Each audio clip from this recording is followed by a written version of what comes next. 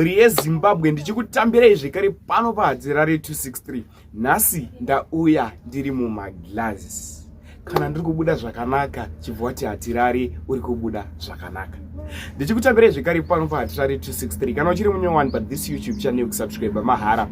Wotina on the notification bell so that patinodzoka neimwe post uchange uchingozvionera. Panapa uchange uchiwana manews updates ezvinhu zviri kuitika munyika yedu yeZimbabwe. Vadikani sekuziva kwamunozviita manews updates. Ipanapa tinoona kuti kamabatanidza tinoitira kuti muwane manews updates akati one day pa same video.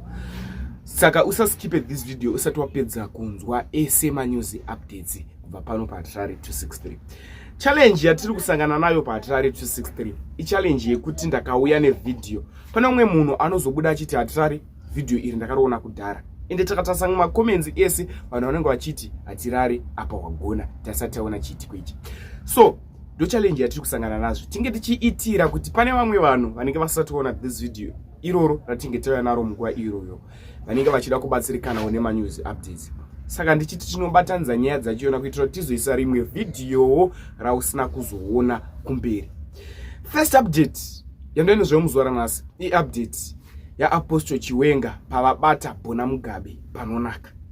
Waenda kuti pavabata Bona Mugabe panonaka vanga vachiti Bona Mugabe mafamu aainawo hazvienderani nezvaari akashanda kupi. So vadikani dakusiya mchiona video iroro wapedza kuona video usaskipe this video ndatione.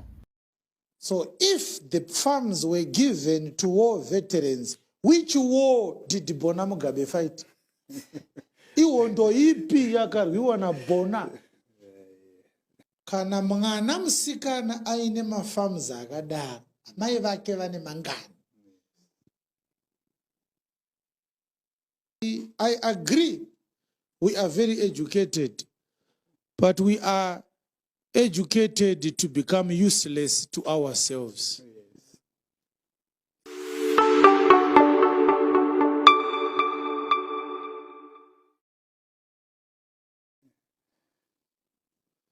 Now, a few weeks ago, if not months, the former president's daughter was divorcing with her husband, Bona Mugabe, and it was revealed that she owns many properties in her name. She had more than 5 farms, if I'm not mistaken. Farms. Bona Mugabe has farms, but there are war veterans who do not have farms. As we speak right now, there are war veterans who did not have a farm. Yes. Some, they simply wanted a plot, 10 hectares of land. Yes. They could not get it. Even a small thing. There is a war veteran right now who cannot afford to go to a private hospital to get a medical checkup. Yes. So if the farms were given to war veterans, which war did Bona Mugabe fight? Iwondo ipi yakarwiwa na Bona. Greediness. Greedy dogs that can never have enough. Now my question is, if the list of properties that was published, which Bona Mugabe owned, by the way, she has never worked enough to be able to afford 2% or 1% of all that was is in her name. Hapana kubasa kwa atamboshanda Bona kwekuti anoafoda kutenga mastenzi ese ari Harare nedzimba dzaainadzo mara. Hakuna. Yes.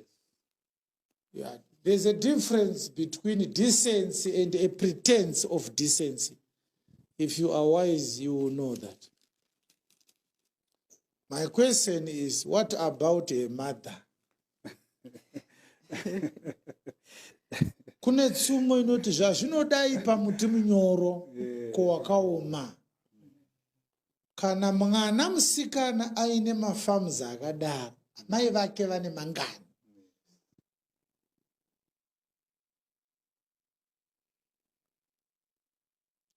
And our people in Zimbabwe, as usual, they can't speak publicly about it. Yes.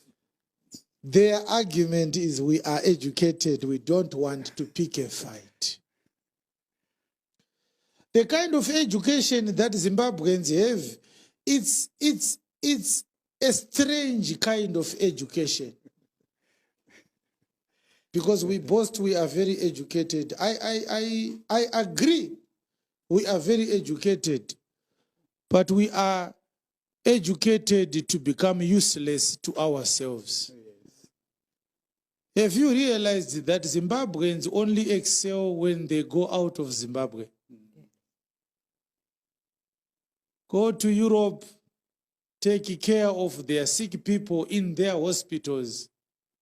That's when your best potential comes out.